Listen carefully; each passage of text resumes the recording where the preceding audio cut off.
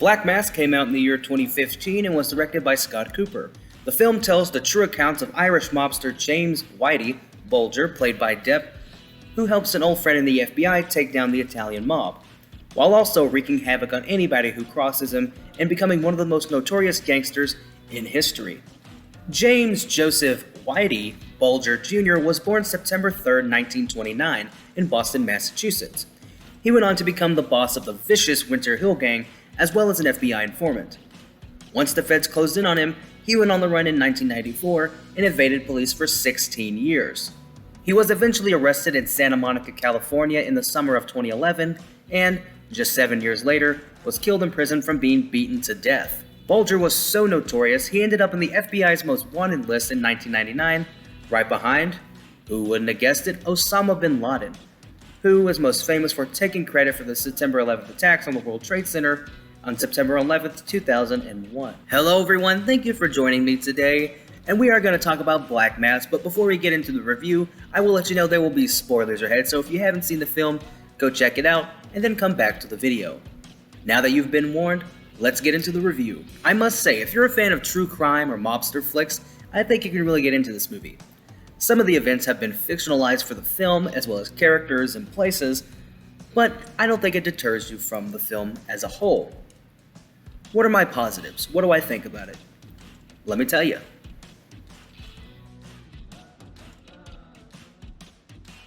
The film is a period piece, but it doesn't hold it back. The technology can be changed, the names can be changed, but the story will still work. Depp plays Bulger with a raw and domineering presence. He's intelligent, but he uses his intelligence for bad instead of good. In the film, he has a son who tragically dies in real life at a very young age. And his reaction when his wife was wanting to pull the plug is scary and powerful. It shows that even though he's this rugged criminal, he's still a person and a loving father. And after that scene, he doesn't let people walk all over him and becomes even more ruthless. I like the supporting cast as well. They're very good. A couple of them pop out at the beginning of the movie and are sort of narrators throughout. But it doesn't overstay its welcome. The film is very dark, and one of my favorite scenes of the movie is where he, John Connolly, and another FBI guy are sitting at a table eating dinner, and Bulger asks his friend what he puts on his steak, and he responds with, "It's a secret recipe." Bulger pries, and eventually the guy tells him.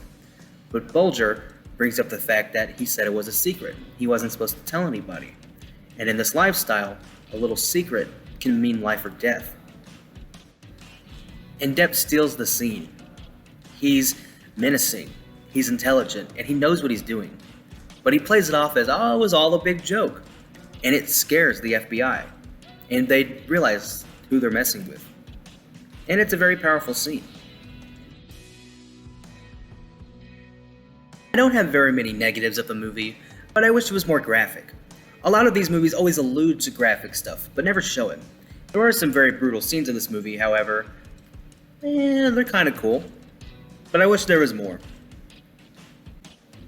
A lot of these films always have this cliche, where there's always a reluctant cop who's associated with a bad guy or villain who always wants to help out and do good, but he ends up helping out the bad guy. And then you have a mega cop or fed whose entire motivation is to get the guy the other cop is friends with and save the day. Corey Stoll plays that, that I'm gonna get my man kind of guy, and he plays it pretty well, but he's also one-dimensional and not very original. Although they are the FBI and that is their job. Another complaint I have is a scene where Peter Sarsgaard plays this drug addict criminal guy who is intimidated by Bulger in an encounter and just walks into the FBI office and starts asking for protection for becoming an informant. They just blow him off, even though he has info on a certain death that occurs earlier in the movie. It's actually kind of funny when they ask him if he would do a polygraph test, and he sort of spills the beans that he's not exactly squeaky clean, and he's a criminal, and then they're like, what did you do? What did you not do? And it's just kind of a funny scene. This is a tiny nitpick, but Benedict Cumberbatch plays the brother of Whitey Bulger in the movie, and Benedict Cumberbatch is English, or he has a foreign accent, and so he has to change it to a Boston American accent in the movie, and he sounds like a 40s TV character, like a movie character.